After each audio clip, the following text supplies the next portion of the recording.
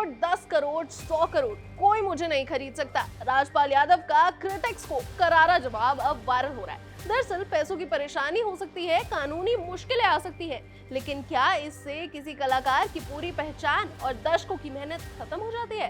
राजपाल यादव का जवाब है बिल्कुल नहीं। फाइनेंशियल और लीगल ट्रबल्स के बीच राजपाल ने अपने रेपुटेशन पर सवाल उठाने वालों को बेहद ही साफ और स्ट्रॉन्ग मैसेज दिया है। एक मीडिया इंटरेक्शन में खुद को इंडियन सिनेमा का डेडिकेटेड आर्टिस्ट बताते हुए राजपाल ने कहा कि मैं अपने करियर के लिए पूरी तरह से डेडिकेटेड हूँ। मैं इंडियन सिनेमा का एक आर्ट स्टूडेंट हूँ। अपनी फाइनेंशियल डिफिकल्टीज को लेकर हो रही चर्चा पर उन्होंने सवाल उठाया कि किसी कलाकार के पूरे करियर को उसकी फाइनेंशियल प्रॉब्लम्स के आधार पर क्यों जज किया जाना चाहिए। उन्होंने कहा कि अगर उन्होंने पिछले 30-40 सालों में 100 लोगों से पैसे लिए हैं तो वो उनके घर तक पहुंचेंगे, लेकिन उन्हें पता है कि वो पैसा कहाँ है। राजपाल ने ऑडियंस के प्यार का जिक्र करते हुए कहा कि मुश्किल में हो या अच्छे दौर में हर एयरपोर्ट पर करीब 500 सेल्फीज उनके साथ क्लिक होती हैं। इसके बाद राजपाल ने वो बात कही जो अब सबसे ज्यादा चर्चा में है। उन्होंने कहा कि मुझे 5 करोड़, 10 करोड़, 100 करोड़ या 250 करोड़ में कोई नहीं खरीद सकता, क्योंकि मैं कला और बचपने के नाम पर बिक चुका हूँ। मुझे पैसों से कोई नहीं खरीद सकता, मेरी बात पर विश्वास कीजिए।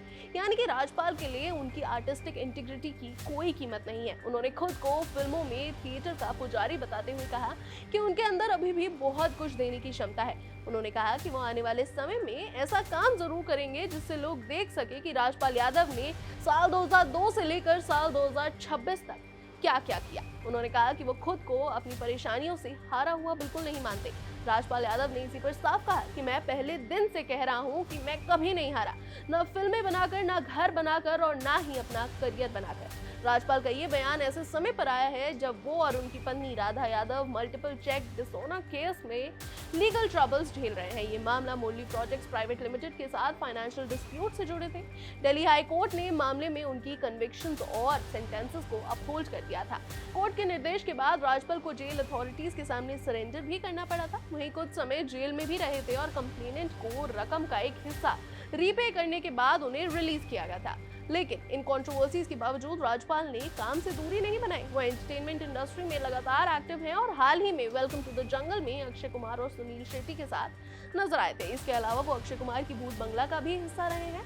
यानी कि एक तरफ राजपाल की जिंदगी में फाइनेंशियल और लीगल चैलेंजेस हैं, लेकिन दूसरी तरफ वो अपने करीब 3 दशक लंबे करियर और ऑडियंस के प्यार को अपनी सबसे बड़ी ताकत मानते हैं। उनका मैसेज साफ है, पैसा कम या ज्यादा हो सकता है, लेकिन मुश्किलें आ सकती हैं, लेकिन एक कलाकार की पहचान उसके काम से होती है। और राजपाल यादव फिलहाल यही साबित करने के मूड में है कि उनकी कहानी अभी खत्म नहीं हुई है बॉस।